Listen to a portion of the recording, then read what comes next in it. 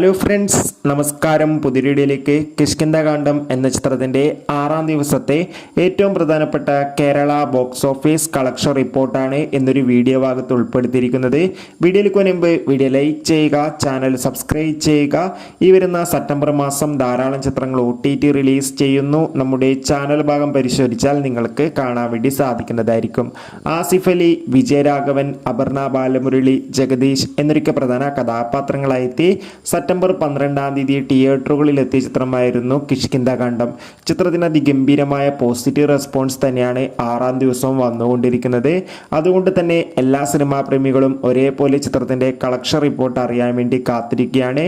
ഇപ്പോൾ ഇതാ ചിത്രത്തിൻ്റെ ഏറ്റവും പ്രധാനപ്പെട്ട കളക്ഷൻ അപ്ഡേഷൻ പുറത്തുവന്നിരിക്കുകയാണ്. അപ്ഡേഷൻ മറ്റൊന്നുമല്ല, ചിത്രത്തിന് അതിഗംഭീരമായ ബുക്കിംഗ് നടക്കുന്നതുകൊണ്ട് തന്നെ ഇന്ന് 6ാം ദിവസവും 2-2.5 കോടിക്കടുത്ത് തന്നെ കളക്ഷൻ നേടിയെടുക്കാൻ വേണ്ടി സാധിക്കുമെന്നാണ് ട്രാക്കിംഗ് റിപ്പോർട്ടുകൾ സൂചിപ്പിക്കുന്നത്.